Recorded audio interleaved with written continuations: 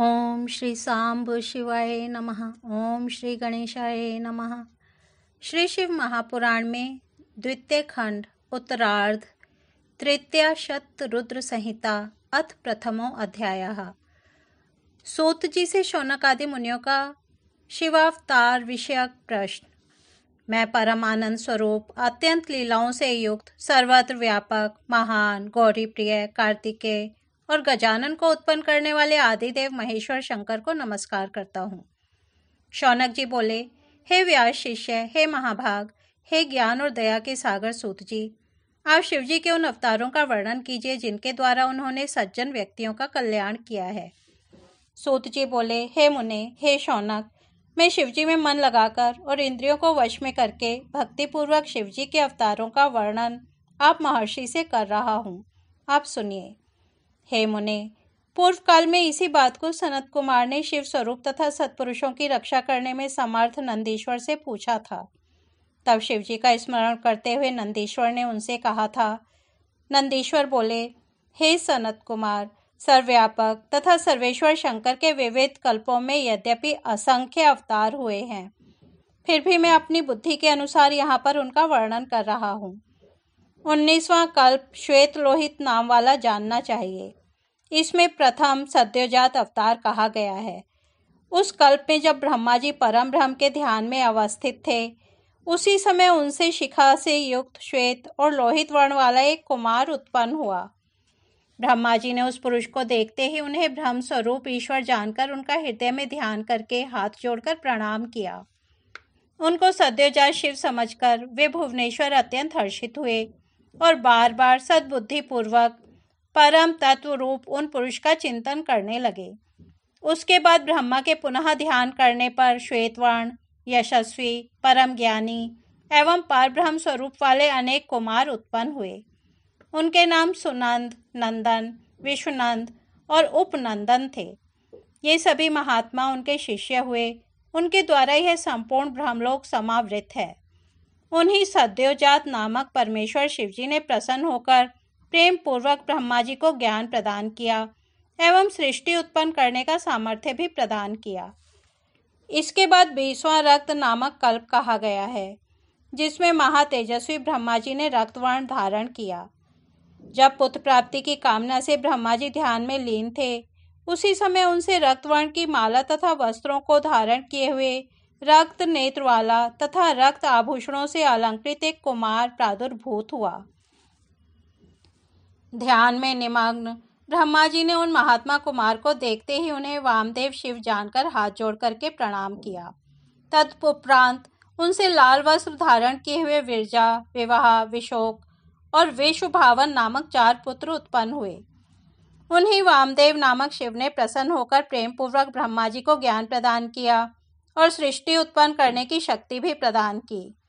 21वां कल्प पीतवासा इस नाम से कहा गया है। इस कल्प में महाभाग्यशाली ब्रह्मा पीत वस्त्र धारण किए हुए थे। इस कल्प में जब ब्रह्मा जी पुत्र की अभिलाषा से ध्यान कर रहे थे, उसी समय उनसे पीतांबरधारी, महातेजस्वी तथा महाबाहु एक कुमार अवतरित हुआ। उस कुमार को देखते ही ध्यान युक्त ब्रह्मा ने उन्हें तत्पुरुष शिव जानकर प्रणाम किया और शुद्ध बुद्धि से वे शिव गायत्री तत्पुरुषाय विद्महे महादेवाय धीमहि का जप करने लगे।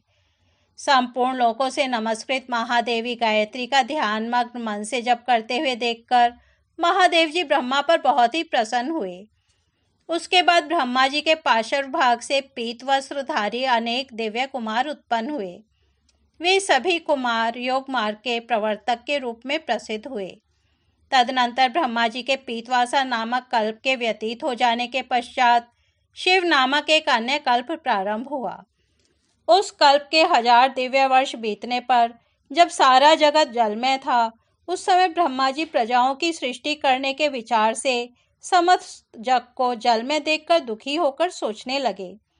उसी समय महातेजस्वी ब्रह्मा ने कृष्ण वर्ण वाले महापराक्रमी तथा अपने तेज से दीप्त एक कुमार को उत्पन्न हुआ देखा, जो काला वस्त्र, काली पगड़ी, काले रंग का यज्ञोपवीत, कृष्ण वर्ण का मुकुट तथा कृष्ण वर्ण के सुगंधित चंदन का अनुलेप धारण किए हुए था।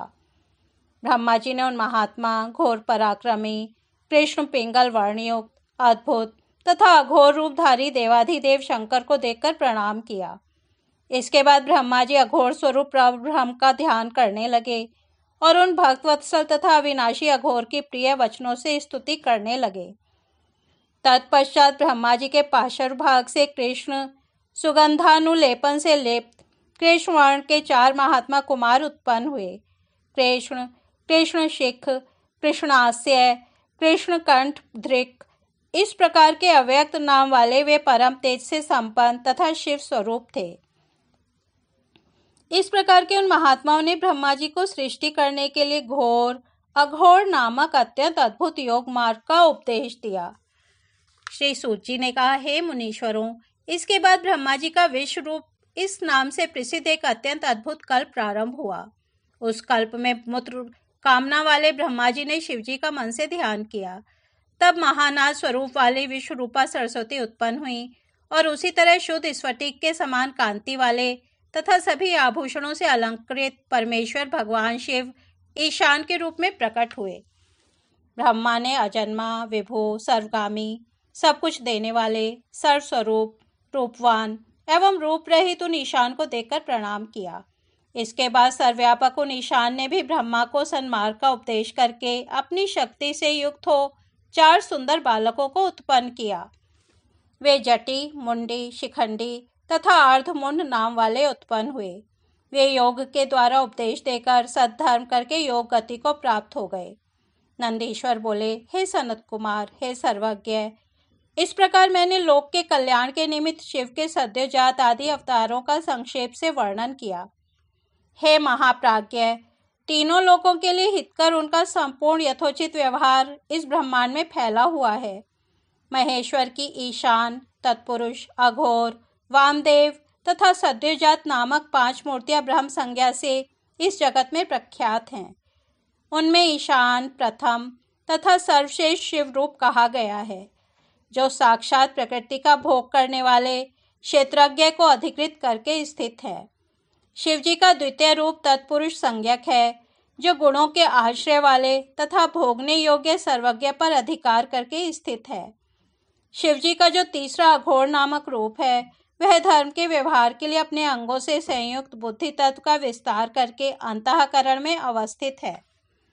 शिव जी का चौथा रूप वामदेव के नाम से विख्यात है, जो समस्त अहंकार का अधिष्ठान होकर अनेक प्रकार के कार्यों को सर्वदा संपादित करने वाला है। सर्वव्यापी शिव जी का ईशान नामक रूप श्रोतेंद्रिय, वागींद्रिय तथा आकाश का ईश्वर है। बुद्धिमान विचारक शिव जी के तत्पुरुष नामक रूप को त्वचा, पानी, स्पर्श और वायु का ईश्वर मानते हैं।